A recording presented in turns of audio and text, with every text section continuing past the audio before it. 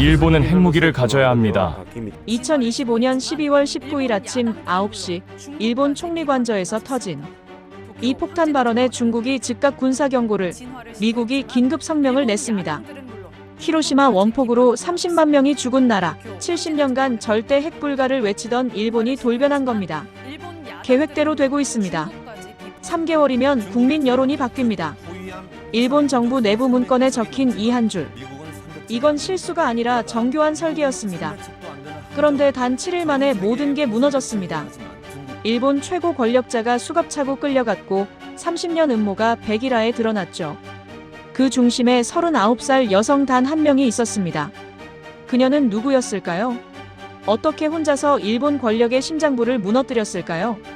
지금부터 그 7일간 숨막히는 진실을 공개합니다. 영상 시작 전에 구독과 좋아요로 꼭 응원해주세요. 대한민국 최고라는 댓글도 남겨주세요. 그럼 시작하겠습니다. 피폭국 일본에서 핵이라는 단어가 나왔습니다. 그것도 총리관저 안보라인에서 2025년 12월 19일 오전 9시. 저는 그 순간을 목격했습니다. 총리관저 위기관리실, 제 책상 위 전화가 동시에 3대나 울리기 시작했습니다. 피폭자 단체, 언론, 야당 사무실 모두가 같은 질문을 던졌죠. 일본이 정말 핵무장을 하려는 겁니까? 저는 사사키 레이나입니다. 39, 총리관저 위기 커뮤니케이션 자문관으로 일한 지 석 달째였습니다. 전직은 국제방송 PD였죠. 분쟁 지역 다큐멘터리를 만들다가 이 자리에 왔습니다. 이 일을 하면서 배운 게 있습니다. 위기는 예고 없이 오지 않는다는 겁니다. 반드시 징조가 있죠. 그리고 어젯밤 저는 그 징조를 받았습니다. 밤 11시에 날아온 익명 메시지 한 줄. 내일 아침 관저에서 큰 불이 납니다. 발신자 표시도 없이 단 한 줄만 덩그러니 왔었습니다. 그때는 몰랐습니다. 그게 정말로 현실이 될 줄은. 오전 9시 40분 관방장관실 앞 복도가 술렁이기 시작했습니다. 기자들 발소리가 급해졌고 보좌관들 표정이 굳어졌죠. 뭔가 터진 겁니다. 레이나 씨, 지금 당장 회의실로 오세요. 총리실 수석비서관의 목소리가 평소와 달랐습니다. 차분하게 유지하려 애쓰는 게 느껴졌어요. 그럴수록 상황이 심각하다는 뜻이었죠. 회의실 문을 열었을 때 안에는 이미 15명쯤 모여 있었습니다. 관방장관, 외무성 국장, 방위성 간부들 모두 얼굴이 창백했습니다. 대형 모니터에는 속보 화면이 떠 있었습니다. 일본 총리실 고위 간부, 핵무기 보유 필요성 언급, 심장이 쿵 내려앉는 느낌이었습니다. 관방장관이 입을 열었습니다. 어제 저녁 비공개 기자 간담회에서 안보정책 담당 간부가 발언을 했습니다. 개인 의견이라 전제했지만 말끝이 흐려졌습니다. 개인 의견이든 뭐든 이미 언론에 퍼진 순간 통제 불능이었죠. 제 머릿속이 빠르게 돌아갔습니다. 비공개 간담회, 개인 의견이라는 면피. 그런데 왜 언론에 흘러나간 걸까요? 누가 왜? 그때 핸드폰이 진동했습니다. 또 익명 번호였습니다. 이건 실수가 아닙니다. 설계된 겁니다. 손이 떨렸습니다. 이 사람은 도대체 누구죠? 그리고 왜 저한테 이런 메시지를 보내는 걸까요? 회의실 안 분위기는 점점 더 무거워졌습니다. 외무성 국장이 말했습니다. 중국 외교부에서 이미 성명 준비 중입니다. 군국주의 부활 프레임으로 몰아갈 겁니다. 방위성 간부가 덧붙였습니다. 미국 국무부도 움직이고 있습니다. 비핵 원칙 지키라는 압박이 올 겁니다. 관방장관이 저를 바라봤습니다. 레이나 씨, 수수반 만들어야 합니다. 2시간 안에. 2시간. 이 파문을 2시간 만에 잠재우라는 겁니다. 저는 고개를 끄덕였습니다. 하지만 속으로는 알고 있었습니다. 이건 단순히 수습할 문제가 아니라는 걸. 익명 메시지가 맞다면 이건 실수가 아니라 설계된 겁니다. 누군가 일부러 이불을 지른 겁니다. 그렇다면 왜? 무엇을 위해? 회의실을 나서며 복도 창문 너머로 도쿄 시내가 보였습니다. 평온한 아침이었죠. 사람들은 아직 모르고 있었습니다. 지금 이 순간 동북아의 판이 흔들리기 시작했다는 걸. 그리고 저는 그 판 한가운데 서 있었습니다. 어머니가 살아계셨다면 뭐라 하셨을까요? 제1교포 3세였던 어머니. 한국 이름 박순자. 평생 평화를 말씀하셨던 분. 레이나야, 불씨를 보면 꺼야 한다. 그 목소리가 귓가에 맴돌았습니다. 하지만 이 불씨는 너무 컸습니다. 그리고 누군가 계속 기름을 붓고 있었습니다. 복도 끝에서 누군가 제 이름을 불렀습니다. 복도 끝에서 저를 부른 건 오오타 마사토였습니다. 탐사보도 기자. 프리랜서로 10년째 일하는 사람이 였죠. 44, 날카로운 눈매에 항상 뭔가를 캐고 있는 표정이었습니다. 레이나 씨, 잠깐 얘기 좀 합시다. 목소리가 낮았습니다. 다른 사람들이 듣지 못하게 하려는 거였죠. 저는 그를 비상계단으로 데려갔습니다. 관저 안에서 유일하게 CCTV가 없는 공간이었습니다. 어제 저녁 비공개 간담회. 그거 우연히 터진 게 아닙니다. 오오타가 먼저 말을 꺼냈습니다. 저도 그렇게 생각합니다. 제 대답에 그의 눈빛이 날카로워졌습니다. 그럼 왜 흘렸을까요? 일부러. 저는 잠시 망설였습니다. 익명 메시지 이야기를 해야 할까요? 하지만 아직은 아니었습니다. 더 확실한 게 필요했죠. 여론을 떠보려는 거 아닐까요? 제 말에 오오타가 고개를 끄덕였습니다. 비핵 3원칙 중에서 특히 들여오지 않는다 조항. 그걸 흔들려는 움직임이 있었습니다. 보수 진영 일각에서 들여오지 않는다. 미국의 핵무기를 일본 땅에 반입하지 않는다는 원칙이었죠. 공포를 만들면 사람들이 모입니다. 중국 위협, 러시아 위협, 북한 위협. 그 공포가 크면 클수록 국민들은 강한 안보를 원하게 되죠. 오오타의 말이 차갑게 들어왔습니다. 그리고 강한 안보라는 이름으로 원칙을 하나씩 무너뜨리는 겁니다. 저는 창밖을 바라봤습니다. 맑은 하늘이었습니다. 하지만 제 마음속은 먹구름이 끼고 있었죠. 어머니 목소리가 떠올랐습니다. 레이나야, 공포로 만든 평화는 오래 못 간단다. 신뢰로 만든 평화만 남는 거야. 어머니는 히로시마 원폭 생존자 2세의 딸이셨습니다. 외할머니가 원폭을 직접 겪으셨죠. 그 기억을 안고 살다 돌아가셨습니다. 어머니는 제게 자주 말씀하셨습니다. 전쟁은 언제나 국민을 보호한다는 이름으로 시작된단다. 하지만 끝은 항상 같지. 죽음과 후회뿐이야. 그래서 어머니는 평생 평화운동을 하셨습니다. 제1교포로 살면서도 한국과 일본 두 나라 모두의 평화를 바라셨죠. 두 나라가 서로를 미워하면 결국 둘 다 불행해진단다. 돌아가시기 전 마지막 말씀이었습니다. 그 말씀이 지금 제 가슴을 짓누르고 있었습니다. 레이나 씨, 오오타의 목소리가 저를 현실로 끌어당겼습니다. 이거 그냥 수습하시면 안 됩니다. 누가 왜 이걸 설계했는지 밝혀내야 해요. 그의 말이 맞았습니다. 하지만 그게 제 일일까요? 저는 위기를 수습하는 사람이지 진실을 밝히는 사람이 아니었습니다. 제 일은 파문을 진화하는 겁니다. 진실을 캐는 건 기자님이 할 일이죠. 차갑게 말했지만 목소리가 조금 떨렸습니다. 오오타가 저를 똑바로 바라봤습니다. 파문을 진화하면 뭐합니까? 또 다른 파문이 올 텐데. 이번엔 핵무장 발언. 다음엔 뭘까요? 점점 더 큰 걸 던질 겁니다. 국민들이 익숙해질 때까지. 그 말에 등골이 서늘해졌습니다. 익숙해질 때까지. 금기가 무너지는 건 한순간이 아니라는 뜻이었죠. 조금씩 천천히 사람들이 알아채지 못하게. 핸드폰이 또 울렸습니다. 관방장관실이었습니다. 레이나 씨. 기자회견 준비 들어갑니다. 12시에 발표합니다. 문구 작성 부탁합니다. 2시간도 안 남았습니다. 오오타와 눈이 마주쳤습니다. 그가 조용히 말했습니다. 선택하세요. 수습할 건가요? 아니면 진실을 밝힐 건가요? 저는 대답하지 못했습니다. 비상계단을 내려가며 어머니 얼굴이 떠올랐습니다. 돌아가시기 전날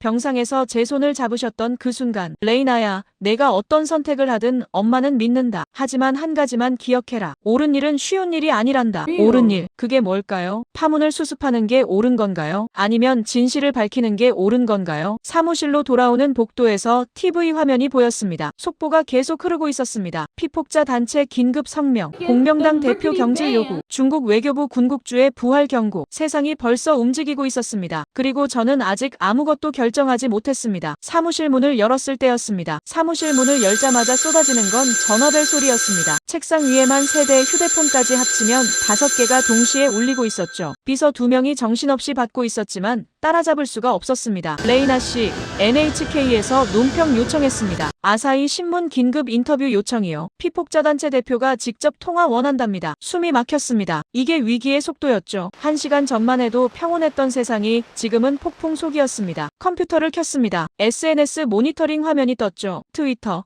페이스북, 인스타그램 모두 같은 키워드로 도배되어 있었습니다. 일본 핵무장, 비핵 3원칙 포기, 군국주의 부활. 댓글들이 실시간으로 올라오고 있었습니다. 피폭국이 핵을 가지겠다고? 미쳤나? 중국과 러시아가 있는데 우리도 필요하다. 할아버지가 히로시마에서 돌아가셨는데 이런 말이 나온다니. 찬반이 격렬하게 부딪히고 있었습니다. 여론이 둘로 쪼개지는 게 눈에 보였죠. 그때 내선 전화가 울렸습니다. 총리실이었습니다. 레이나 씨. 지금 당장 3층 회의실로 오세요. 긴급 대책 회의입니다. 수화기를 내려놓고 달려갔습니다. 복도는 이미 난리였습니다. 보좌관들이 뛰어다니고 강요들이 굳은 얼굴로 회의실로 향하고 있었죠. 3층 회의실 문을 열었을 때 안은 이미 가득 차 있었습니다. 관방장관 기하라 미노루, 56, 침착한 걸로 유명한 사람이었지만 지금은 미간이 깊게 찌푸려져 되어 있었습니다. 외무 대신 모테기 도시미스, 일은 외교 고립을 걱정하는 표정이었죠. 방위 대신 고이즈미 신지로, 44, 억지력 문제를 두고 고민하는 게 역력했습니다. 그리고 테이블 맨 끝에 앉아있는 남자, 시마다 게니치, 57,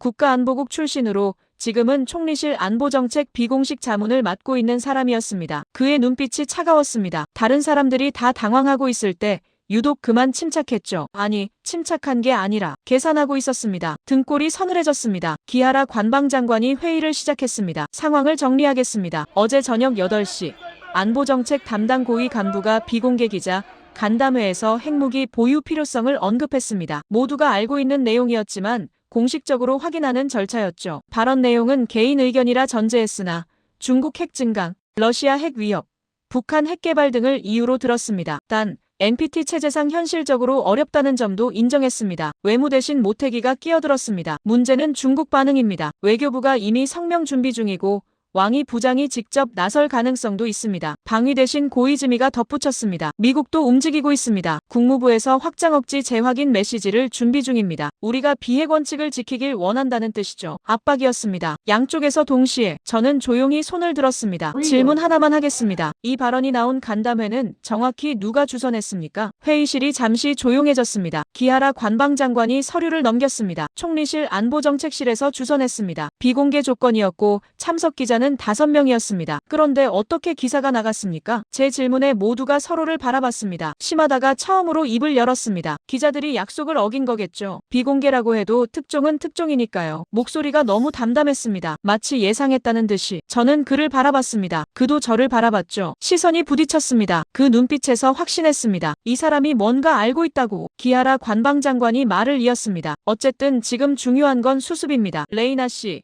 기자회견 문구 준비됐습니까? 아직이었습니다. 준비할 시간이 없었죠. 1시간만 주십시오. 간신히 대답했습니다. 1시간 후 12시에 제가 직접 브리핑하겠습니다. 비핵 3원칙 견지, NPT 체제 유지, 핵 없는 세계 실현, 이 세 가지를 명확히 하겠습니다. 기하라가 고개를 끄덕였습니다. 회의가 끝나고 사람들이 빠져나갔습니다. 저도 일어서려는데 시마다가 제 옆으로 다가왔습니다. 레이나 씨, 수고가 많으시네요. 가까이서 보니 그의 눈빛이 더 차가웠습니다. 위기관리가 쉽지 않죠. 특히 이런 민감한 사안은. 그렇습니다. 짧게 대답했습니다. 하지만 잘 수습하실 거라 믿습니다. 레이나 씨는 능력 있는 분이니까요. 그가 미소 지었습니다. 하지만 눈은 웃지 않았죠. 한 가지만 조언하자면 너무 깊이 파지 마세요. 때로는 표면만 다루는 게 현명할 때도 있으니까요. 등에 소름이 돋았습니다. 이건 조언이 아니었습니다. 경고였죠. 시마다가 회의실을 나갔습니다. 저는 자리에 그대로 서 있었습니다. 핸드폰이 진동했습니다. 또 익명번호였습니다. 시마다 게니치. 그가 설계자입니다. 조심하세요. 손이 떨렸습니다. 이 메시지를 보내는 사람은 도대체 누구죠? 그리고 왜 저한테만 보내는 걸까요? 회의실 창문 너머로 국회의사당이 보였습니다. 맑은 하늘 아래 평온해 보였지만 그 안에선 거대한 판이 움직이고 있었습니다. 그리고 저는 지금 그 판 한가운데 서 있었습니다. 사무실로 돌아가야 했습니다. 1시간 안에 문구를 만들어야 했죠. 하지만 발이 떨어지지 않았습니다. 사무실로 돌아와 컴퓨터 앞에 앉았지만 손이 키보드 위에서 멈춰 있었습니다. 기자회견 문구, 비핵 3원칙 견지, NPT 체제 유지, 핵 없는 세계 실현, 틀에 박힌 문장들이었죠. 이런 말로 과연 이 파문을 잠재울 수 있을까요? 아니, 잠재워야 하는 게 맞는 걸까요? 시마다의 경고가 귓가에 맴돌았습니다. 너무 깊이 파지 마세요. 왜 그런 말을 했을까요? 파면 뭐가 나오기에. 저는 관저 내부망에 접속했습니다. 안보정책실 공유 폴더였죠. 평소엔 들어갈 일이 없었지만 위기관리 자문관이라는 직함 덕분에 접근 권한은 있었습니다. 폴더를 열었습니다. 수백 개의 파일이 있었죠. 회의록, 정책보고서, 언론 대응안, 그중 하나가 눈에 들어왔습니다. 여론지도 전략 마이너스 최종안. 작성일자는 일주일 전이었습니다. 작성자는 시마다 게니치. 심장이 빠르게 뛰었습니다. 파일을 열었습니다. 첫 페이지에 적힌 문장이 눈에 박혔습니다. 공포는 통합을 만든다. 통합은 권력을 만든다. 숨이 멎는 것 같았습니다. 다음 페이지를 넘겼습니다. 대만 유사시 발언 파문 이후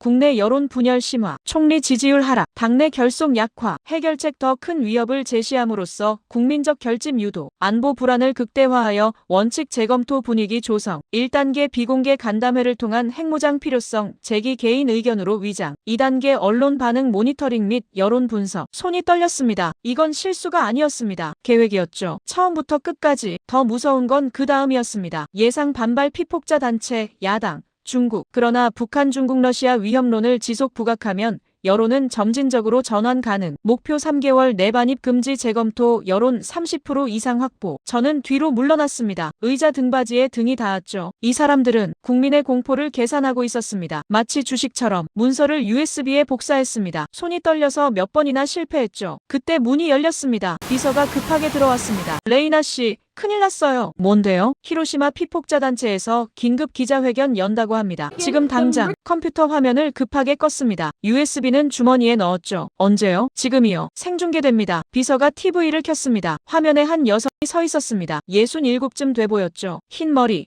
깊게 파인 주름 하지만 눈빛만큼은 또렷했습니다. 자막이 떴습니다. 이시카와 미도리, 히로시마 피폭자 2세 대표. 그녀가 입을 열었습니다. 저는 히로시마에서 태어났습니다. 제 어머니는 원폭을 직접 겪으셨죠. 평생을 방사능 후유증으로 고통받다 돌아가셨습니다. 목소리가 떨리지 않았습니다. 단호했죠. 오늘 아침 믿을 수 없는 말을 들었습니다. 일본 정부 고위 인사가 핵무기 보유를 말했다고. 카메라가 그녀의 얼굴을 클로즈업했습니다. 우리는 세계 유일의 피폭국입니다. 그 고통을 아는 나라입니다. 그런데 이제 우리가 그 무기를 가지겠다고요? 그녀의 눈에 눈물이 맺혔습니다. 하지만 목소리는 흔들리지 않았죠. 이건 어머니를, 히로시마를, 나가사키를 모욕하는 겁니다. 우리의 고통을 정치적 도구로 쓰지 마십시오. 화면 속에서 다른 피폭자들이 함께 서 있었습니다. 노인들, 중년들, 젊은이들까지 우리는 요구합니다. 비핵 3원칙을 절대 흔들지 말 것. 그리고 이런 발언을 한 인물을 즉각 경질할 것. 방송이 끝났습니다. 사무실이 조용해졌습니다. 저는 주머니 속 USB를 만졌습니다. 이 안에 진실이 들어있었죠. 시마다의 설계, 계산된 공포, 정치적 도구. 이시카와 미도리의 목소리가 귓가에 남아있었습니다. 우리의 고통을 정치적 도구로 쓰지 마십시오. 하지만 이미 쓰고 있었습니다. 계획적으로. 핸드폰이 울렸습니다.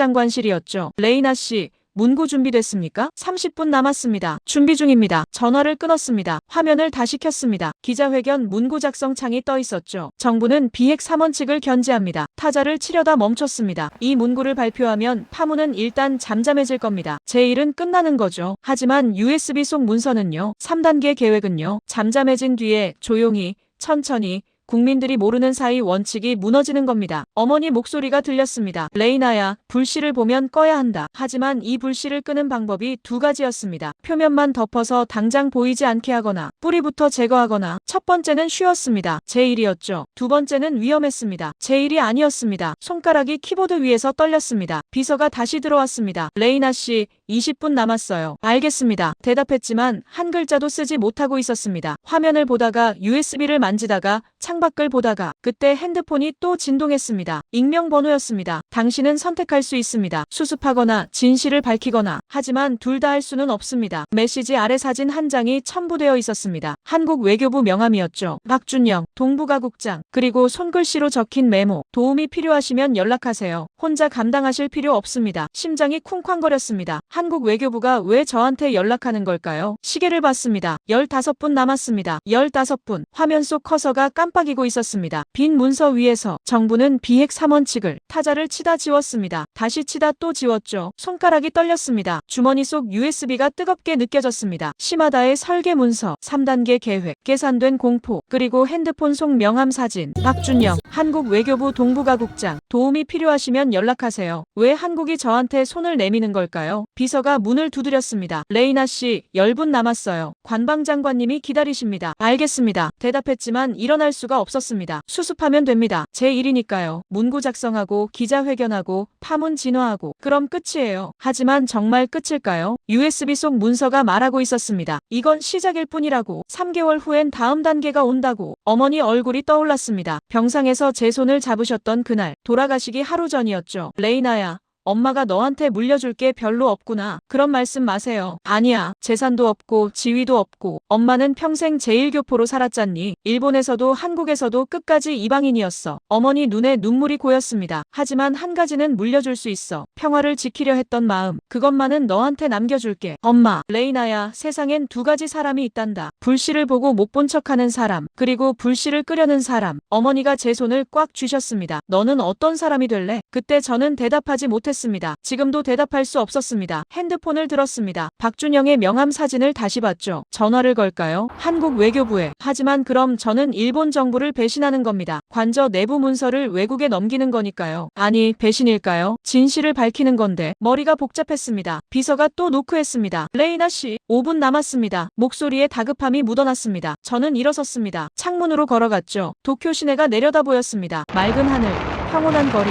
아무것도 모르는 사람들. 그들은 모르고 있었습니다. 지금 이 순간 누군가 그들의 공포를 계산하고 있다는 걸. 핸드폰을 쥔 손에 힘이 들어갔습니다. 번호를 눌렀습니다. 신호음이 울렸습니다. 한 번, 두 번, 세 번. 여보세요. 남자 목소리였습니다. 차분했지만 긴장한 게 느껴졌죠. 박준영 국장님이십니까? 맞습니다. 레이나 씨시죠? 제 이름을 알고 있었습니다. 어떻게 제 번호를? 지금은 그게 중요하지 않습니다. 시간이 없으시죠? 기자회견까지 5분도 안 남았을 겁니다. 정확했습니다. 어떻게 알죠? 국장님은 왜 저한테 연락하신 겁니까? 레이나 씨 어머니 성함이 박순자셨죠. 심장이 철렁 내려앉았습니다. 어머니를 어떻게? 제1교포 3세, 히로시마 피폭자 2세 딸, 평생 평화운동을 하신 분. 맞습니까? 맞습니다. 그럼 레이나 씨도 아실 겁니다. 평화는 공짜가 아니라는 걸, 누군가 지켜야 한다는 걸. 목소리가 무거웠습니다. 지금 레이나 씨 주머니에 USB가 있죠. 시마다 게니치의 문서. 온몸에 소름이 돋았습니다. 어떻게? 한국 외교부도 일본 내부 움직임을 모니터링합니다. 특히 핵 관련 이슈는요. 우리 안보와 직결되니까요. 그래서요? 저한테 뭘 원하시는 겁니까? 협력입니다. 레이나 씨는 진실을 원하시고 우린 평화를 원합니다. 목표가 같습니다. 만약 제가 거절하면요. 잠시 침묵이 흘렀습니다. 그럼 레이나 씨는 오늘 기자회견에서 수습 문구를 읽으실 겁니다. 파문은 일단 잠잠해지겠죠. 하지만 3개월 후, 6개월 후 또 다른 파문이 올 겁니다. 점점 더 크게. 제가 생각했던 것과 똑같았습니다. 한국은 일본 핵무장을 원치 않습니다. 동북아 전체가 핵 도미노에 빠지거든요. 하지만 우리는 강압하지 않습니다. 다만 진실이 밝혀지길 바랍니다. 일본 국민들이 스스로 선택할 수 있도록. 노크 소리가 거세졌습니다. 레이나 씨, 지금 안 가시면 큰일 납니다. 비서 목소리가 떨리고 있었습니다. 레이나 씨, 박준영이 조용히 말했습니다. 당신 어머니라면 뭐라고 하셨을까요? 그 말에 눈시울이 뜨거워졌습니다. 어머니라면 불씨를 보면 꺼야 한다고 하셨을 겁니다. 2분 남았습니다. 결정하십시오. 전화를 끊었습니다. USB를 꺼내 손에 쥐었습니다. 작고 가벼운 물건이었죠. 하지만 이 안에 든 진실은 무거웠습니다. 문이 열렸습니다. 비서가 창백한 얼굴로 서 있었습니다. 레이나 씨, 제발요. 관방장관님이 직접 오신다고 합니다. 저는 USB를 주머니에 다시 넣었습니다. 그리고 노트북을 들고 일어섰습니다. 가겠습니다. 복도를 걸어가며 심장이 미친 듯이 뛰었습니다. 기자회견장 문 앞에 섰습니다. 안에서 기자들 웅성거리는 소리가 들렸습니다. 기하라 관방장관이 제 옆에 섰습니다. 레이나 씨, 준비됐습니까? 저는 고개를 끄덕였습니다. 하지만 준비된 건 수습 문구가 아니었습니다. 다른 선택이었죠. 문이 열렸습니다. 카메라 플래시가 터지고 기자들이 일제히 일어났죠. 30명쯤 됐을 겁니다. 단상에 올라섰습니다. 기하라 관방장관이 제 옆에 섰고요. 마이크 앞에 섰을 때 손이 떨렸습니다. 노트북을 펼쳤죠. 화면엔 수습 문구가 떠 있었습니다. 정부는 비핵 3원칙을 견제합니다. 유일한 전쟁 피폭국으로서 입을 열어야 했습니다. 이 문장을 읽어야 했죠. 그럼 파문은 잠잠해질 겁니다. 제 일은 끝나고요. 하지만 주머니 속 USB가 뜨겁게 느껴졌습니다. 객석 맨 뒤에 시마다 게니치가 서 있었습니다. 팔짱을 낀 채 저를 바라보고 있었죠. 눈빛이 차갑게 경고하고 있었습니다. 표면만 다뤄라. 저는 숨을 깊이 들이마셨습니다. 안녕하십니까? 목소리가 떨렸지만 계속했습니다. 총리관저 위기 커뮤니케이션 자문관 사사키 레이나입니다. 기자들이 펜을 들었습니다. 오늘 아침 보도된 핵무기 관련 발언에 대해 정부 입장을 말씀드리겠습니다. 기하라 관방장관이 제 옆에서 고개를 끄덕였습니다. 빨리 읽으라는 신호였죠. 화면 속 문구를 봤습니다. 정부는 비핵 3원칙을 견제합니다. 입을 열었습니다. 하지만 그 전에 기하라가 깜짝 놀라 저를 봤습니다. 한 가지 질문을 드리고 싶습니다. 회견장이 술렁였습니다. 어제 비공개 간담회는 누가 주선했습니까? 왜 비공개였습니까? 그리고 어떻게 언론에 나갔습니까? 기자들이 웅성거리기 시작했습니다. 기하라가 제 팔을 살짝 잡았습니다. 그만하라는 뜻이었죠. 하지만 저는 계속했습니다. 정부는 이 발언이 개인 의견이라고 했습니다. 하지만 정말 그럴까요? 시마다의 얼굴이 굳어지는 게 보였습니다. 국민 여러분께 약속드립니다. 진실을 밝히겠습니다. 누가 왜 이 발언을 흘렸는지. 마이크에서 손을 때렸는데 기하라가 마이크를 가로챘습니다. 정부는 비핵 3원칙을 견제합니다. 급하게 외쳤습니다. 목소리가 떨리고 있었죠. NPT 체제를 유지하며 핵 없는 세계 실현을 위해 노력하겠습니다. 이상입니다. 기자들이 일제히 손을 들었습니다. 질문 받지 않습니다. 기하라가 소리쳤습니다. 저를 끌다시피 해서 단상에서 내려왔죠. 백스테이지로 들어서자마자 기하라가 돌아섰습니다. 레이나 씨, 대체 무슨 짓입니까? 얼굴이 새빨갰습니다. 수습하라고 했지. 의혹 제기하라고 했습니까? 죄송합니다. 하지만은 무슨, 지금 언론이 어떻게 쓸 것 같습니까? 목소리가 점점 커졌습니다. 그때 시마다가 들어왔습니다. 관방장관님, 진정하시죠. 차분한 목소리였습니다. 하지만 저를 보는 눈빛은 얼어붙어 있었죠. 레이나 씨, 사무실로 돌아가시죠. 오늘은 푹 쉬세요. 쉬라는 게 아니었습니다. 입 다물고 있으라는 뜻이었죠. 저는, 가세요. 시마다의 목소리에 힘이 실렸습니다. 저는 고개를 숙이고 나왔습니다. 복도를 걷는데 다리가 후들거렸습니다. 제가 방금 방금 뭘 한 걸까요? 정부를 공개적으로 의심한 겁니다. 화장실로 달려갔습니다. 문을 잠그고 세면대에 물을 틀었죠. 차가운 물로 얼굴을 씻었습니다. 거울 속 제 얼굴이 창백했습니다. 핸드폰이 울렸습니다. 박준영이었습니다. 레이나 씨, 잘하셨습니다. 잘했다고요? 저는 방금 제 커리어를 날렸습니다. 아닙니다. 문을 여신 겁니다. 무슨 문요? 진실로 가는 문. 이제 되돌릴 수 없습니다. 그들도 알 겁니다. 레이나 씨가 뭔가 알고 있다는 걸. 심장이 쿵쾅거렸습니다. 그럼 저는 어떻게 되는 겁니까? 혼자서는 위험합니다. 하지만 함께라면 다릅니다. 함께요? 1시간 후. 아카사카 역 3번 출구. 회색 코트 입은 남자가 기다리고 있을 겁니다. 저입니다. 왜 만나야 하죠? USB 내용을 확인해야 합니다. 그리고 다음 단계를 준비해야 하고요. 다음 단계. 무슨 단계일까요? 레이나 씨, 시간이 없습니다. 시마다는 이미 움직이고 있을 겁니다. 증거를 없애려 할 거예요. 전화가 끊겼습니다. 화장실 거울을 다시 봤습니다. 어머니가 보였습니다. 제 눈에서 제1교포로 평생을 살며 평화를 외쳤던 어머니. 레이나야, 불씨를 보면 꺼야 한다. 저는 USB를 꺼내 손에 쥐었습니다. 이제 정말 되돌릴 수 없었습니다. 화장실 문을 열고 나왔습니다. 복도 끝에서 누군가 저를 보고 있었습니다. 시마다였습니다. 우리 눈이 마주쳤습니다. 그가 천천히 걸어왔습니다. 레이나 씨, 오늘 컨디션이 안 좋으셨나 봅니다. 죄송합니다. 아닙니다. 이해합니다. 스트레스가 심하셨을 거예요. 그가 미소 지었습니다. 하지만 눈은 웃지 않았죠. 그런데 레이나 씨, 한 걸음 더 가까이 왔습니다. 혹시 관저 내부망에서 파일 하나 다운받으신 적 있습니까? 등에 식은땀이 흘렀습니다. 무슨 파일 말씀이십니까? 보안팀이 접속 기록을 확인하더군요. 오늘 아침 10시. 안보정책실 폴더에 누군가 접속했다고. 주머니 속 USB가 무겁게 느껴졌습니다. 저는 자료 조사를 위해, 물론이죠. 업무상 당연한 거겠죠. 시마다가 제 어깨에 손을 올렸습니다. 다만 조심하세요. 요즘 보안이 민감하거든요. 괜한 오해받을 수 있으니까. 손에 힘이 들어갔습니다. 아프지는 않았지만 분명한 경고였죠. 알겠습니다. 간신히 대답했습니다. 시마다가 손을 떼고 지나갔습니다. 그의 발소리가 멀어졌습니다. 저는 그 자리에 서서 숨을 내쉬었습니다. 시계를 봤습니다. 아카사카역까지 40분. 사무실로 돌아가 가방을 챙겼습니다. 비서가 물었습니다. 레이나 씨, 어디 가세요? 잠깐 바람 쐬러요. 밖으로 나왔습니다. 차가운 공기가 얼굴을 때렸습니다. 뒤를 돌아봤습니다. 총리 관저가 서 있었죠. 저는 그곳에서 석 달을 일했습니다. 이제 다시는 못 돌아갈지도 모릅니다. 발걸음을 옮겼습니다. 퇴근 시간이었죠. 저는 계단 옆에 서서 주위를 살폈습니다. 회색 코트를 입은 남자. 그때 누군가 제 옆에 섰습니다. 레이나 씨, 돌아봤습니다. 50대 초반쯤 돼 보이는 남자였습니다. 회색 코트, 검은 안경. 단정한 인상이었죠. 박준영입니다. 그가 손을 내밀었습니다. 악수를 했습니다. 손이 따뜻했어요. 여기서는 곤란합니다. 따라오시죠. 그가 걸었습니다. 저도 따라갔죠. 역 근처 작은 카페였습니다. 2층 구석 자리로 안내했어요. 창밖으로 거리가 보였지만 안에서는 잘 안 보이는 위치였습니다. 커피 드시겠습니까? 물만 주세요. 목이 말라 있었습니다. 준영이 물 2잔을 가져왔습니다. 자리에 앉았죠. 한동안 아무도 말하지 않았습니다. 저는 그를 관찰했습니다. 일본어가 유창했어요. 억양이 거의 없었죠. 일본에 오래 계셨습니까? 주일 대사관에서 5년 근무했습니다. 공사로요. 그럼 일본 정세를 잘 아시겠네요. 그래서 연락드린 겁니다. 준영이 앞으로 몸을 기울였습니다. 레이나 씨, USB 가지고 계시죠? 주머니에 손이 갔습니다. 왜 그걸 알고 싶으신 겁니까? 한국 외교부는 일본의 안보정책 변화를 주시하고 있습니다. 특히 핵 관련 움직임은요. 그게 한국과 무슨 상관입니까? 모든 상관입니다. 일본이 핵무장하면 한국도 압박받습니다. 그럼 북한은 더 강경해지고 중국은 군비 증강하고 동북아 전체가 핵 도미노에 빠지죠. 준영의 목소리가 무거웠습니다. 우리는 그걸 막고 싶습니다. 하지만 강압으로는 안 됩니다. 진실로만 가능해요. 저는 물을 마셨습니다. 손이 떨렸죠. 제가 왜 국장님을 믿어야 하죠? 믿지 마세요. 준영이 바로 대답했습니다.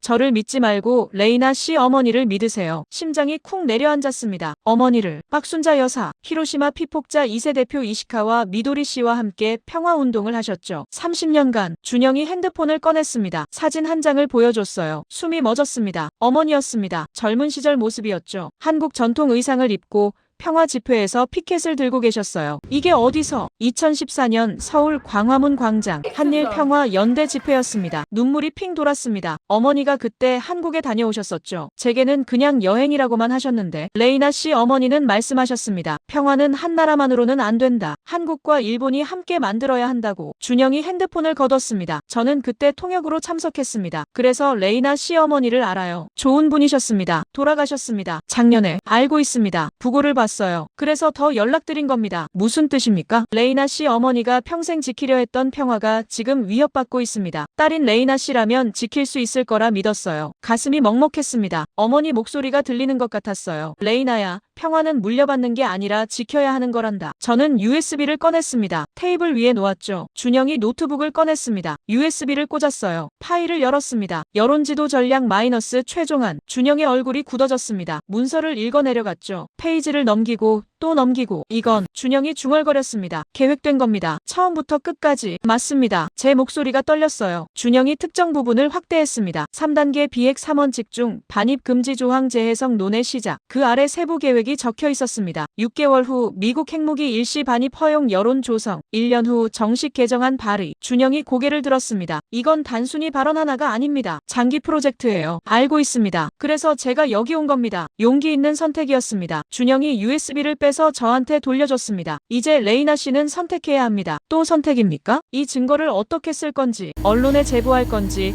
내부에서 막을 건지, 아니면 한국과 함께 움직일 건지. 저는 창밖을 봤습니다. 도쿄의 불빛들이 켜지기 시작했어요. 함께 움직인다는 게 뭡니까? 한국 외교부가 조용히 압박합니다. 일본 내 양심 세력과 연대하고요. 레이나 씨는 증거를 확보하고. 그럼 저는 스파이가 되는 겁니까? 준영이 고개를 저었습니다. 아닙니다. 평화를 지키는 사람이 되는 거죠. 레이나 씨 어머니처럼. 그 말에 눈물이 터질 것 같았습니다. 핸드폰이 울렸습니다. 익명 번호였습니다. 받으세요. 준영이 말했습니다. 전화를 받았습니다. 레이나 씨, 심하다 목소리였습니다. 지금 어디 계십니까? 바뀝니다. 누구랑 계십니까? 등골이 서늘해졌습니다. 혼자입니다. 거짓말하지 마세요. CCTV에 다 찍혔습니다. 아카사카 역에서 누군가와 만났죠. 숨이 막혔습니다. 내일 아침 9시 제 사무실로 오세요. 할 얘기가 있습니다. 전화가 끊겼습니다. 준영이 제 표정을 봤습니다. 들켰습니까? 그런 것 같습니다. 그럼 시간이 없습니다. 내일 아침 전에 움직여야 해요. 어떻게요? 준영이 노트북을 닫았습니다. 증인이 필요합니다. 일본 내부에서 시마다의 계획을 증언할 수 있는 사람. 그런 사람이 어디 있겠습니까? 있습니다. 준영이 저를 똑바로 봤습니다. 오오타 마사토, 탐사보도 기자. 그 사람이 필요합니다. 오오타 기자요? 제가 물었습니다. 맞습니다. 그 사람이 이미 의심하고 있어요. 비공개 간담회 배후를 추적 중이고요. 준영이 핸드폰을 꺼냈습니다. 레이나 씨가 증거를 제공하고 오오타가 기사화하면 됩니다. 단, 한국 외교부 개입은 숨겨야 해요. 왜죠? 내정 간섭으로 몰리면 오히려 역효과입니다. 일본 언론이 자체적으로 폭로한 것처럼 보여야 해요. 준영의 말이 맞았습니다. 오오타한테 연락할 수 있습니까? 할 수 있습니다. 지금 당장 하세요. 내일 아침 전에 만나야 합니다. 저는 오오타 번호를 눌렀습니다. 신호음이 울렸습니다. 한 번, 두 번. 레이나 씨, 오오타 목소리였습니다. 지금 통화 가능하십니까? 뭔가 터졌습니까? 역시 기자였습니다. 바로 알아챘죠. 만나야 합니다. 지금 당장. 어디서요? 신주쿠 골든가이. 아시죠? 압니다. 30분 후. 전화가 끊겼습니다. 준영이 일어섰습니다. 저는 여기까지입니다. 오오타와는 레이나 씨 혼자 만나세요. 왜요? 같이 가시면 안 됩니다. 제가 나타나면 한국 개입이 들통납니다. 기자 본능으로 눈치챌 거예요. 준영이 명함을 하나 더 꺼냈습니다. 급하면 언제든 연락하세요. 24시간 받습니다. 명함을 받아 주머니에 넣었습니다. 레이나 씨. 준영이 제 어깨에 손을 얹었습니다. 레이나 씨 어머니가 자랑스러워 하실 겁니다. 그 말에 눈시울이 뜨거워졌습니다. 준영이 먼저 카페를 나갔습니다. 저도 일어나 반대 방향으로 나갔죠. 신주쿠까지 택시를 탔습니다. 차 안에서 뒤를 계속 확인했어요. 따라오는 차는 없었습니다. 골든가이는 좁은 골목에 낡은 술집들이 빼곡한 곳이었습니다. 오오타가 구석 술집 앞에 서 있었습니다. 들어가시죠. 술집은 비어 있었습니다. 주인에게 뭔가 말했는지 그가 나가버렸죠. 이제 우리뿐입니다. 오오타가 자리에 앉았습니다. 저도 앉았어요. 오늘 기자회견 봤습니다. 오오타가 먼저 말했습니다. 대담했어요. 정부 발표 자리에서 의혹 제기하다니 후회하고 있습니다. 거짓말. 오오타가 웃었습니다. 후회했으면 저한테 전화 안 했을 겁니다. 뭔가 찾으셨죠? 저는 USB를 꺼냈습니다. 테이블 위에 놓았죠. 오오타의 눈빛이 날카로워졌습니다. 이게 뭡니까? 증거입니다. 시마다 게니치가 작성한 문서예요. 어떻게 구하셨습니까? 관저 내부망에서요. 제 권한으로 접근 가능했습니다. 오오타가 USB를 집어들었습니다. 이거 유출하면 레이나 씨는 끝입니다. 아시죠? 알고 있습니다. 그런데도 주시겠습니까? 저는 고개를 끄덕였습니다. 하지만 조건이 있습니다. 말씀하세요. 한국 외교부 개입은 절대 언급하지 마세요. 이건 순수하게 일본 내부 문제로 다뤄져야 합니다. 오오타가 잠시 저를 바라봤습니다. 한국이 움직이고 있군요. 아니라니까요. 거짓말은 서툴러요, 레이나 씨. 오오타가 웃었습니다. 하지만 괜찮습니다. 저도 같은 생각이에요. 이건 우리가 스스로 밝혀야 할 문제니까. 그가 노트북을 꺼냈습니다. USB를 꽂았어요. 파일을 열고 읽기 시작했습니다. 표정이 점점 굳어졌죠. 이건 오오타가 중얼거렸습니다. 미쳤군요. 완전히. 기사화할 수 있습니까? 할 수 있고 말고요. 이건 특종이 아니라 폭탄입니다. 오오타가 USB를 빼서 자기 가방에 넣었습니다. 내일 아침 온라인 먼저 올립니다. 그리고 주요 언론사에 배포하고요. 시마다가 막으려 할 겁니다. 알아요. 그래서 시간 싸움입니다. 오오타가 시계를 봤습니다. 지금 10시. 내일 아침 6시까지 기사 완성해야 합니다. 8시간. 도와드릴 게 있습니까? 레이나 씨는 내일 아침 시마다 만나러 가세요. 네. 시간을 벌어야 합니다. 시마다가 레이나 씨한테 집중하는 동안 저는 기사를 올리는 거죠. 오오타의 계산이었습니다. 위험하지 않습니까? 둘 다 위험합니다. 하지만 해야죠. 그때 오오타 핸드폰이 울렸습니다. 번호를 보더니 표정이 굳었습니다. 총리실입니다. 심장이 철렁했습니다. 오오타가 받았습니다. 네, 오오타입니다. 상대방 목소리는 들리지 않았지만 오오타 얼굴이 창백해졌습니다. 그게 무슨 말씀이십니까? 제 취재원은 비밀입니다. 협박하시는 겁니까? 오오타 목소리가 떨렸습니다. 전화가 끊어졌습니다. 뭐라고 했습니까? 제가 물었습니다. 오오타가 저를 봤습니다. 레이나 씨와 접촉하지 말라고 했습니다. 안 그러면 프리랜서 자격 박탈하겠답니다. 그럴 수 있습니까? 기자협회 회원 자격이요. 정부 압력으로 가능합니다. 오오타가 담배를 꺼내려다 말았습니다. 하지만 상관없어요. 이미 USB 받았으니까. 그가 가방을 챙겼습니다. 레이나 씨, 조심하세요.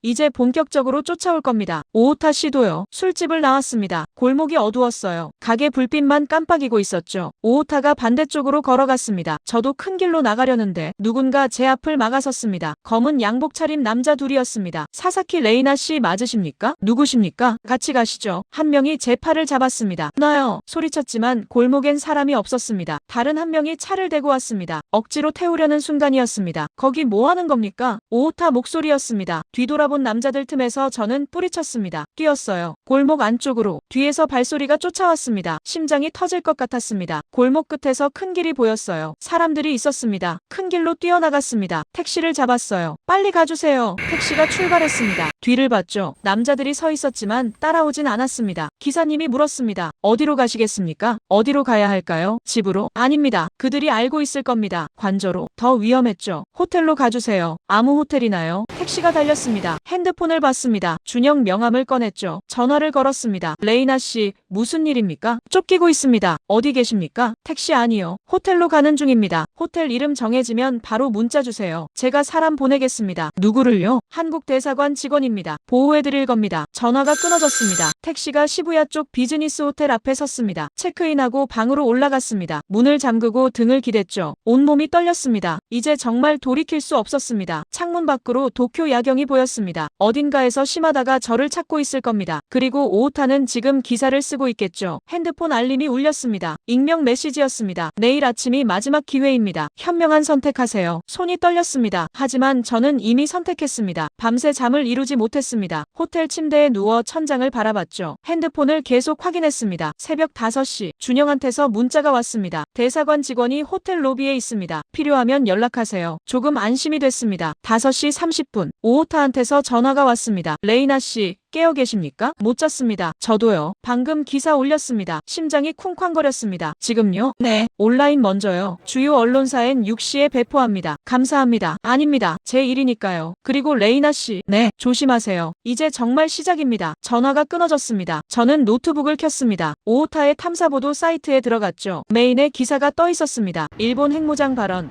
계획된 여론 조작이었다. 마이너스 독점 입수한 내부 문건 공개. 클릭했습니다. 기사가 길었습니다. 시마다의 문서 내용이 상세히 적혀 있었죠. 공포는 통합을 만든다. 통합은 권력을 만든다. 3단계 계획 비공개 간담회 여론 반응 분석 비핵 3원칙 재검토. 목표 3개월 내 반입 금지 재검토 여론 30% 확보. 모든 게 적나라하게 드러나 있었습니다. 댓글이 벌써 달리기 시작했습니다. 이게 사실이면 정부가 국민 속인 거잖아. 피폭자들 고통을 정치 도구로 쓴 거네. 시마다 개니치 경질해야 한다. 새로 고침을 누를 때마다 댓글이 수십 개씩 늘었습니다. SNS도 확인했습니다. 트위터에서 해시태그 시마다 경질 해시태그가 실시간 트렌드 1위였습니다. 6시 주요 언론사들이 일제히 보도하기 시작했습니다. NHK 속보 핵무장 발언 배후에 계획적 여론 조작 의혹, 아사히 총리실 안보라인 내부 문건 유출, 국민 공포 이용했나, 요미우리 야당, 시마다 국가안보자문 경질 요구, 폭발했습니다. 완전히 핸드폰이 울렸습니다. 준영이었습니다. 레이나 씨,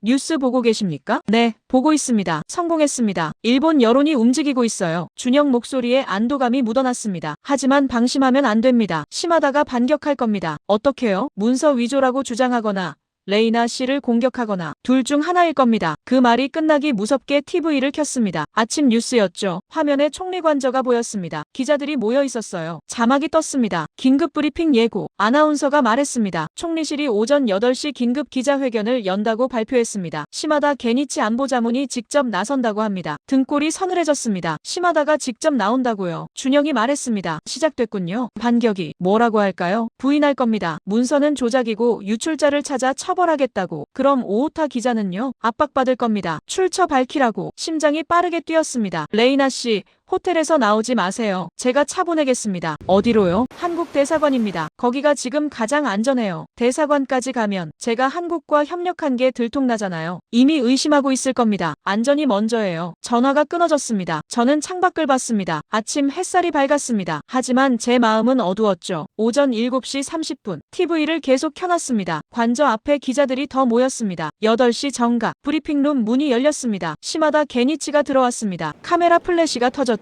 시마다가 단상에 섰습니다. 표정이 단호했습니다. 당황한 기색이 전혀 없었어요. 국민 여러분께 말씀드립니다. 목소리가 차분했습니다. 오늘 아침 일부 언론에서 저와 관련된 문서가 공개됐습니다. 하지만 그 문서는 완전한 조작입니다. 회견장이 술렁였습니다. 해당 문서는 저의 이름을 도용한 위조 문건입니다. 누군가 정부를 혼란시키려는 의도로 만든 것이죠. 기자가 손을 들었습니다. 증거가 있습니까? 물론입니다. 문서 작성 날짜를 보십시오. 그날 저는 출장 중이었습니다. 워싱턴에 있었죠. 시마다가 서류를 들어보였습니다. 출장 기록이 여기 있습니다. 제가 일본에 없었던 날에 어떻게 문서를 작성합니까? 제 손에서 리모컨이 떨어질 뻔했습니다. 출장. 그날 시마다가 출장 중이었다고요? 급하게 USB를 확인했습니다. 문서 작성일 12월 11일 핸드폰으로 검색했습니다. 시마다 게니치 일정. 뉴스 기사가 떴습니다. 시마다 안보자문 12월 10일부터 14일까지 미국 출장. 손이 떨렸습니다. 이건 함정이었습니까? TV에서 시마다가 계속 말하고 있었습니다. 누군가 저의 이름을 이용해 정부를 공격하려 했습니다. 이는 명백한 범죄 행위입니다. 그의 눈빛이 카메라를 똑바로 봤습니다. 저는 경찰에 고소하겠습니다. 문서 위조죄,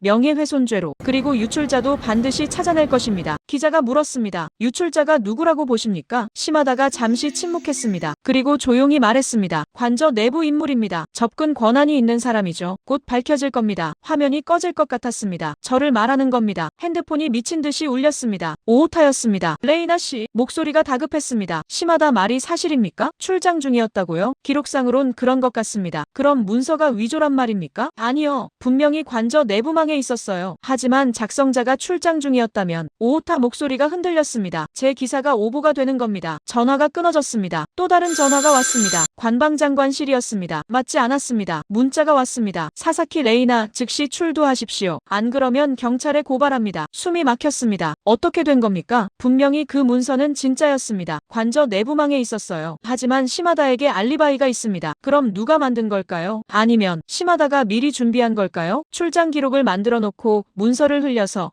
역으로 함정에 빠뜨리는 거. 머리가 복잡했습니다. 노크 소리가 들렸습니다. 레이나 씨, 한국 대사관 직원입니다. 문을 열었습니다. 젊은 남자가 서 있었습니다. 박 국장님이 보냈습니다. 지금 출발하셔야 합니다. 네. 짐을 챙겼습니다. 복도로 나왔을 때 엘리베이터가 열렸습니다. 경찰 2명이 내렸습니다. 저기 사사키 레이나 아닙니까? 저기 사사키 레이나 아닙니까? 경찰이 다가왔습니다. 대사관 직원이 재빨리 제 앞을 막았습니다. 죄송하지만 이분은 지금 저와 함께 약속이 있습니다. 비켜주십시오. 공무 집행 중입니다. 경찰이 손을 뻗었습니다. 사사키 레이나 씨, 총리 관저 문서 유출 혐의로 동행조사 요청합니다. 심장이 터질 것 같았습니다. 대사관 직원이 명함을 꺼냈습니다. 저는 주일 한국 대사관 직원입니다. 이분은 현재 우리 대사관과 업무 협의 중입니다. 그게 지금 중요합니까? 범죄 혐의자입니다. 혐의일 뿐이죠. 영장 있으십니까? 경찰이 당황했습니다. 아직 영장은 없습니다만. 그럼 임의 동행이군요. 본인이 거부하면 못 데려가시는 거 아닙니까? 대사관 직원이 저를 바라봤습니다. 레이나 씨, 동행하시겠습니까? 저는 고개를 저었습니다. 거부합니다. 경찰 표정이 굳었습니다. 나중에 더 불리해질 겁니다. 그래도 지금은 가지 않겠습니다. 대사관 직원이 제 팔을 잡았습니다. 가시죠. 비상계단으로 향했습니다. 뒤에서 경찰이 소리쳤습니다. 도주하면 구속영장 청구합니다. 계단을 뛰어내려갔습니다. 숨이 찼지만 멈출 수 없었죠. 1층 뒷문으로 나왔습니다. 검은색 승용차가 대기하고 있었습니다. 타세요. 차에 올랐습니다. 문을 닫자마자 출발했죠. 뒤를 봤습니다. 경찰이 뛰어나왔지만 따라오진 못했습니다. 괜찮으십니까? 운전하던 사람이 물었습니다. 네. 겨우 대답했습니다. 대사관까지 30분 걸립니다. 조금만 참으세요. 차가 달렸습니다. 핸드폰이 울렸습니다. 준영이었습니다. 레이나 씨, 무사하십니까? 간신히요. 경찰이 왔었습니다. 알고 있습니다. 시마다가 빠르게 움직이고 있어요. 국장님, 문서가 위조라는 게 사실입니까? 시마다 출장 기록이 함정입니다. 준영이 단호하게 말했습니다. 출장 기록은 만들 수 있어요. 실제로 갔는지는 확인해야 합니다. 어떻게요? 우리 쪽에서 확인 중입니다. 워싱턴 입국 기록, 호텔 투숙 기록, 곧 결과 나올 겁니다. 만약 정말 출장을 갔었다면요. 그럼 다른 사람이 시마다 이름으로 문서를 만든 겁니다. 시마다 지시를 받아서요. 준영의 말이 맞았습니다. 지금은 대사관으로 오세요. 안전하게 보호해드리겠습니다. 전화가 끊어졌습니다. 차창 밖으로 도쿄 거리가 지나갔습니다. 평범한 아침이었습니다. 사람들은 출근하고 학생들은 등교하고, 하지만 제 세상은 무너지고 있었습니다. 핸드폰에 문자가 계속 왔습니다. 관저에서, 경찰에서, 언론에서 모두 저를 찾고 있었습니다. 하나가 눈에 들어왔습니다. 오호타였습니다. 레이나 씨, 제 기사 내렸습니다. 출처 확인 안 돼서요. 죄송합니다. 가슴이 무너졌습니다. 기사가 내려갔다고요? 그럼 모든 게 수포로 돌아간 겁니까? 또 다른 문자가 왔습니다. 익명이었습니다. 아직 끝나지 않았습니다. 진짜 증거는 따로 있습니다. 히로시마로 가세요. 히로시마? 왜 히로시마죠? 차가 한국 대사관 앞에 섰습니다. 경비가 문을 열어줬습니다. 안으로 들어가자 준영이 기다리고 있었습니다. 레이나 씨, 고생하셨습니다. 국장님, 목소리가 떨렸습니다. 오호타 기자가 기사 내렸습니다. 압니다. 왔어요. 그럼 이제 어떻게 합니까? 준영이 저를 회의실로 안내했습니다. 문을 닫았죠. 레이나 씨, 워싱턴 입국 기록 확인했습니다. 어땠습니까? 시마다 게니치, 12월 10일 워싱턴 입국 확인됐습니다. 무릎에 힘이 풀렸습니다. 그럼 정말 출장을 간 거군요. 네. 하지만 준영이 노트북을 펼쳤습니다. 12일 오후 3시. 도쿄행 비행기 탑승 기록도 있습니다. 네, 공식 일정은 14일까지였지만 실제로는 12일에 귀국했어요. 비밀리에 심장이 다시 뛰기 시작했습니다. 그럼 12일 밤 도쿄에 있었다는 뜻입니다. 문서 작성이 가능했죠. 하지만 공식 기록은 14일까지 출장 중이라고 되어 있고요. 알리바이를 만든 겁니다. 미리 준영이 화면을 돌렸습니다. 이게 비행기 탑승 기록입니다. 일본 입국 도장도 찍혀 있고요. 하지만 공개되지 않은 기록이죠. 이걸 어떻게 구하셨습니까? 한미정보 공유 채널입니다. 미국도 일본 핵무장을 원치 않거든요. 준영이 자료를 출력했습니다. 이걸 오호타 기자한테 주세요. 이번엔 확실한 증거입니다. 저는 종이를 받아들었습니다. 손이 떨렸습니다. 하지만 제가 지금 밖에 나가면 경찰한테 잡힙니다. 우리가 데려다 드리겠습니다. 대사관 차로요? 그럼 한국 개입이 이미 의심하고 있습니다. 숨길 필요 없어요. 준영이 일어섰습니다. 레이나 씨, 히로시마 가셔야 합니다. 익명 문자에도 그렇게 나왔습니다. 왜죠? 이시카와 미도리 씨, 피폭자 단체 대표. 알고 있습니다. 그분이 뭔가 알고 있습니다. 시마다 관련해서. 어떻게 아십니까? 그분이 직접 우리 대사관에 연락하셨어요. 레이나 씨 어머니 때문에. 가슴이 뜨거워졌습니다. 어머니를 박순자 여사와 오랜 동지였답니다. 레이나 씨를 도와달라고 하셨죠. 눈물이 핑 돌았습니다. 지금 출발하면 오후 5시쯤 히로시마 도착합니다. 그분이 기다리고 계실 겁니다. 준영이 제 어깨에 손을 얹었습니다. 레이나 씨, 마지막까지 가십시오. 어머니께서 바라셨던 일입니다. 신칸센이 히로시마로 달렸습니다. 창밖으로 풍경이 빠르게 지나갔습니다. 대사관 직원 한 명이 동행했습니다. 보호 목적이었죠. 핸드폰을 껐습니다. 추적당할 수 있었으니까요. 좌석에 앉아 눈을 감았습니다. 어머니 얼굴이 떠올랐습니다. 레이나야, 히로시마는 특별한 곳이란다. 어렸을 때 어머니와 함께 갔었습니다. 평화공원에. 여기서 수많은 사람이 죽었어. 순식간에, 빛 한 번에. 어머니 목소리가 떨렸었죠. 그런데 사람들은 또 핵을 만들었어. 더 많이, 더 크게. 왜요? 공포 때문이야. 상대가 가지고 있으니까 우리도 가져야 한다고 생각하는 거지. 어머니가 제 손을 꼭 쥐었습니다. 하지만 레이나야, 그건 거짓말이야. 공포로는 평화를 못 만들어. 신뢰로만 가능해. 그때는 이해하지 못했습니다. 하지만 지금은 알 것 같았습니다. 오후 5시 히로시마역에 도착했습니다. 택시를 타고 평화공원으로 향했습니다. 공원에는 사람이 많지 않았습니다. 겨울이라 그런지 조용했죠. 원폭돔이 보였습니다. 폐허 그대로 보존된 건물. 그 앞에 한 여성이 서 있었습니다. 이시카와 미도리였습니다. TV에서 봤던 그 사람. 67. 흰 머리에 깊은 주름. 저를 보더니 미소 지었습니다. 레이나 씨죠? 네, 순자딸 닮았네요. 그녀가 제 손을 잡았습니다. 어머니 이야기 많이 들었어요. 좋은 분이셨죠? 감사합니다. 여기 앉으시죠. 벤치에 함께 앉았습니다. 원폭돔이 바로 앞에 있었습니다. 레이나 씨 힘드시죠? 네, 알아요. 순자도 그랬거든요. 평화를 말하면 사람들이 이상하게 봤어요. 현실을 모른다, 순진하다고. 미도리가 원폭돔을 바라봤습니다. 하지만 우리는 현실을 너무 잘 알아요.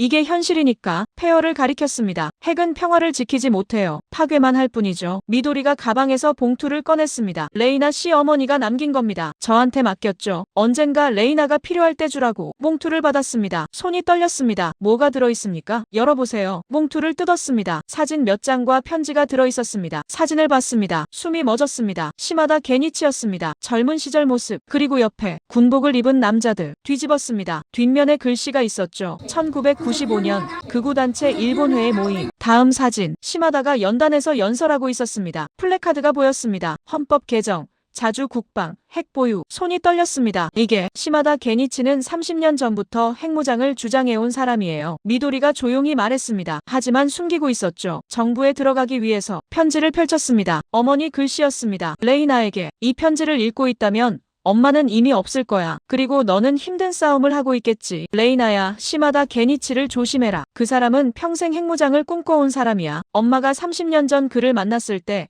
그는 말했어. 언젠가 일본도 핵을 가질 것이다. 국민이 원하게 만들 것이다. 그때는 무슨 뜻인지 몰랐어. 하지만 이제 알겠지. 공포를 만들어서 국민을 움직이려는 거야. 레이나야, 그를 막아라. 엄마가 못한 일을 내가 해줘. 평화는 싸워서 지키는 거란다. 사랑한다. 우리 딸. 마이너스 엄마. 편지를 쥔 손이 떨렸습니다. 눈물이 흘렀습니다. 어머니가 알고 계셨군요. 순자는 모든 걸 알고 있었어요. 하지만 증거가 없었죠. 사진뿐이었으니까. 미도리가 제 손을 잡았습니다. 이제 레이나 씨한테 있어요. 문서도, 비행기 기록도, 그리고 이 사진들도. 하지만 오오타 기자는 기사를 내렸습니다. 경찰은 저를 쫓고 있고요. 포기하시겠어요? 미도리가 물었습니다. 저는 대답하지 못했습니다. 레이나 씨, 어머니라면 뭐라고 하셨을까요? 그 질문에 눈물이 더 흘렀습니다. 어머니라면 끝까지 가라고 하셨을 겁니다. 저는 무서워요. 당연해요. 무섭지 않으면 용기가 아니에요. 미도리가 일어섰습니다. 레이나 씨, 이리 와보세요. 따라갔습니다. 평화의 불이 피었습니다. 이 불은 1964년부터 계속 타고 있어요. 세계에서 핵무기가 모두 사라질 때까지 꺼지지 않을 거예요. 불꽃이 흔들리고 있었습니다. 이렇게 작은 불이지만 50년 넘게 타고 있어요. 왜 그럴까요? 모르겠습니다. 누군가 계속 지키고 있으니까요. 포기하지 않고. 미도리가 저를 바라봤습니다. 레이나 씨도 그 불을 지키는 사람이에요. 어머니처럼. 그때 핸드폰이 울렸습니다. 켜놨던 겁니다. 준영이었습니다. 레이나 씨, 큰일 났습니다. 무슨 일입니까? 시마다가 기자회견을 또 했습니다. 레이나 씨를 한국 스파이로 몰고 있어요. 한국 스파이라고요? 목소리가 떨렸습니다. 지금 전국 방송에서 나오고 있습니다. 레이나 씨 얼굴이 다 공개됐어요. 준영 목소리가 다급했습니다. 미도리가 핸드폰을 꺼냈습니다. 뉴스 앱을 켰죠. 화면에 제 사진이 떠 있었습니다. 사사키 레이나 한국정보원과 내통 의혹. 기사를 열었습니다. 시마다 안보자문은 오늘 오후 기자회견에서 사사키 레이나가 한국 대사관과 접촉했으며 정부 기밀을 유출한 정황이 있다고 밝혔습니다. 손이 떨렸습니다. 더 내려 읽었습니다. 사사키의 어머니는 제1교포 출신으로 한국 정부와 연계된 평화단체 활동을 했던 것으로 확인됐습니다. 가슴이 무너졌습니다. 어머니까지 끌어들인 겁니다. 댓글을 봤습니다. 역시 제1교포는 믿을 수 없어. 한국 스파이 맞네. 어머니부터 그랬으니 정부 문서 훔쳐서 한국에 넘긴 거 아냐? 눈물이 흘렀습니다. 미도리가 핸드폰을 뺏었습니다. 모지 마세요. 아줌마, 어머니까지. 순자는 스파이가 아니었어요. 평화를 사랑한 사람이었죠. 하지만 사람들은 진실을 모르는 거예요. 아직은. 준영이 전화해서 말했습니다. 레이나 씨, 히로시마에 계시면 안 됩니다. 경찰이 추적하고 있어요. 어디로 가라는 겁니까? 한국입니다. 심장이 멎었습니다. 한국이요? 네. 대사관에서 비자 준비했습니다. 오늘 밤 비행기로 출국하세요. 그럼 도망치는 겁니까? 도망이 아니라 보호입니다. 일본에 있으면 체포될 겁니다. 체포되면 어떻게 됩니까? 문서 유출죄, 국가기밀 누설죄. 최소 5년은 갑니다. 눈앞이 캄캄했습니다. 생각할 시간 드릴게요. 1시간 후 다시 연락하겠습니다. 전화가 끊어졌습니다. 벤치에 주저앉았습니다. 미도리가 옆에 앉았죠. 레이나 씨, 한국 가시겠어요? 모르겠습니다. 가면 안전해요. 하지만 싸움은 끝나는 거죠. 남으면요? 체포될 거예요. 하지만 진실을 밝힐 기회는 있을지도 모르죠. 저는 고개를 떨궜습니다. 저는 이제 지쳤어요. 모든 게 무너졌어요. 기사도 내려갔고 사람들은 저를 스파이라고 하고 순자도 그랬어요. 미도리가 조용히 말했습니다. 30년 전 극우 세력이 순자를 북한 간첩이라고 몰았어요. 증거도 없이 그냥 제1교포라는 이유만으로 어머니가 그런 일을 직장에서 해고당했죠. 친구들도 떠났고 혼자가 됐어요. 가슴이 아팠습니다. 하지만 포기하지 않았어요. 계속 평화를 말했죠. 10년이 걸렸지만 결국 사람들이 알아줬어요. 순자는 간첩이 아니라 평화주의자라는 걸. 미도리가 제 손을 잡았습니다. 레이나 씨, 진실은 시간이 걸려요. 하지만 반드시 이겨요. 아줌마는 어떻게 그렇게 확신하세요? 왜냐면 미도리가 원폭돔을 가리켰습니다. 저기서 수십만 명이 죽었어요. 그런데도 우리는 여기 있잖아요. 살아서 평화를 말하고 있어요. 평화의 불이 흔들리고 있었습니다. 절망은 강해요. 하지만 희망은 끈질겨요. 절대 안 죽어요. 해가 지기 시작했습니다. 원폭돔에 석양빛이 비쳤습니다. 저는 어머니 편지를 다시 꺼냈습니다. 평화는 싸워서 지키는 거란다. 어머니 글씨를 손으로 쓰다듬었습니다. 어머니도 이런 순간이 있었을 겁니다. 모든 걸 포기하고 싶었던. 하지만 포기하지 않으셨죠. 저는 어떻게 할까요? 한국으로 도망갈까요? 안전하게. 아니면 여기 남아서 끝까지 싸울까요? 핸드폰을 봤습니다. SNS를 켰죠. 제 이름이 실시간 검색어 1위였습니다. 댓글들을 읽었습니다. 한국 스파이 처벌해라. 제1교포 추방하자. 어머니부터 빨갱이였네. 눈물이 또 흘렀습니다. 하지만 스크롤을 더 내렸습니다. 그때 다른 댓글이 보였습니다. 근데 문서 내용은 사실 아니야. 계획된 여론 조작. 심하다. 알리바이도 이상하던데. 출장 갔다 중간에 돌아왔다며. 제1교포라고 무조건 스파이는 아니잖아. 레이나 용감했어. 정부한테 맞선 거 적었지만 있었습니다. 믿어주는 사람들이. 미도리가 말했습니다. 레이나 씨, 순자가 남긴 게 편지만이 아니에요. 뭐가 더 있습니까? 용기요. 딸한테 물려준 용기. 석양이 완전히 졌습니다. 평화공원에 가로등이 켜졌습니다. 저는 일어섰습니다. 아줌마, 한 가지만 물어봐도 될까요? 말씀하세요. 아줌마는 왜 이렇게까지 도와주시는 겁니까? 저 때문에 아줌마도 위험해질 수 있어요. 미도리가 웃었습니다. 순자가 부탁했거든요. 언젠가 레이나가 싸워야 할 때가 올 거야. 그때 옆에 있어줘. 어머니가 딸을 믿었어요. 언젠가 평화를 위해 싸울 거라고. 가슴이 뜨거워졌습니다. 저는 핸드폰을 들었습니다. 준영한테 전화했습니다. 레이나 씨, 결정하셨습니까? 한국행 비행기 타시겠습니까? 아니요. 준영이 잠시 침묵했습니다. 남으시겠다는 겁니까? 끝까지 싸우겠습니다. 위험합니다. 체포될 수도 있어요. 알고 있습니다. 하지만 도망치면 심하다가 이기는 겁니다. 준영이 한숨을 쉬었습니다. 용감한 선택입니다. 국장님, 도와주실 수 있습니까? 물론입니다. 끝까지 함께하겠습니다. 전화를 끊었습니다. 미도리가 제 어깨를 토닥였습니다. 잘 결정하셨어요. 무섭습니다. 당연해요. 하지만 혼자가 아니에요. 평화의 불을 다시 봤습니다. 작은 불꽃이었지만 꺼지지 않고 타오르고 있었습니다. 50년 넘게 저도 그렇게 하겠습니다. 꺼지지 않겠습니다. 어머니가 지키려 했던 평화. 이제 제가 지킬 차례였습니다. 여러분, 여기까지가 2025년 12월 일본 핵무장 발언을 둘러싼 7일간의 진실이었습니다. 39살 제1교포 여성 사사키 레이나. 그녀는 어머니가 평생 지키려 했던 평화를 혼자 힘으로 지켜냈습니다. 공포가 아닌 신뢰로, 위협이 아닌 용기로 말이죠. 이 이야기가 도움이 되셨다면 구독과 좋아요 부탁드립니다.